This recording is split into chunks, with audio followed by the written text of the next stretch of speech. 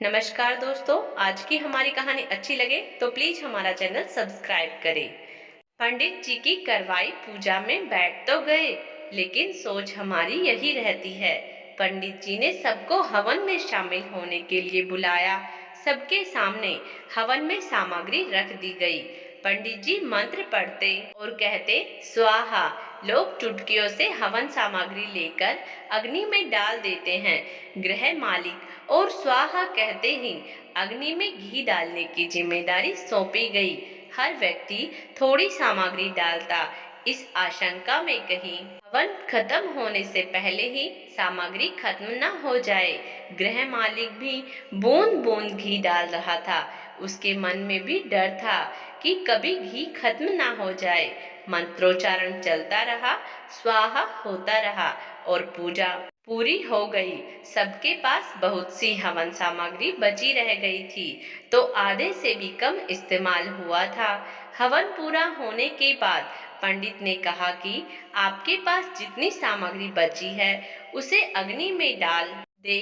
गृह स्वामी को भी उन्होंने कहा कि आप इस घी को कुंड में डाल दे। एक साथ बहुत से हवन सामग्री अग्नि में डाली गई। सारा घी भी अग्नि के हवाले कर दिया गया। पूरा घर धुएं से भर गया। वहां बैठना मुश्किल हो गया। एक एक करके सभी कमरे से बाहर निकल गए। अब जब तक सब कुछ जल नहीं जाता, कमरे में जाना संभव नहीं था। काफी देर तक इंतजार करना पड़ा, सब कुछ स्वाहा होने के इंतजार में। कहानी यहीं रुक नहीं जाती है। उस पूजा में मौजूद हर व्यक्ति जानता था कि जितनी हवन सामग्री उसके पास है उसे हवन कुंड में ही डालना है, पर सभी ने उसे बचाए रखा कि आखिर में सामग्री काम आएगी या खत्म ना हो जाए। ऐसा ही हम करते हैं, यही हमारी फितरत है।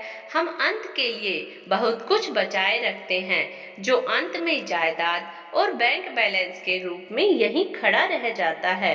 जिंदगी की पूजा खत्म हो जाती है और हवन सामग्री बची रह जाती है। हम बचाने में इतना खो जाते हैं कि यह भी भूल जाते हैं कि सब कुछ होना हवन कुंड के हवाले है। उसे बचाकर क्या करना, बाद में तो वह सिर्फ धुआं ही है। उसे बचाकर क्या करना, बाद में तो वह सिर्फ धुआं ही होना है। संसार हवन कुंड है और जीवन पूजा। एक दिन सब कुछ हवन कुंड में ही समाहित होना है। अच्छी पूजा वही है जिसमें हवन सामग्री का सही अनुपात में इस्तेमाल हो, ना सामग्री खत्म हो ना बची रह जाए। यही है लाइफ का मैनेजमेंट। सपनों के चक्कर में जीना भूल जाना अच्छा नहीं है। आखिर में यह मायने नहीं रखता कि हमने जिंदगी में कितनी सांसें ली, बल्कि यह मायने रखता है कि हमने उन सांसों में कितनी जिंदगी जी है।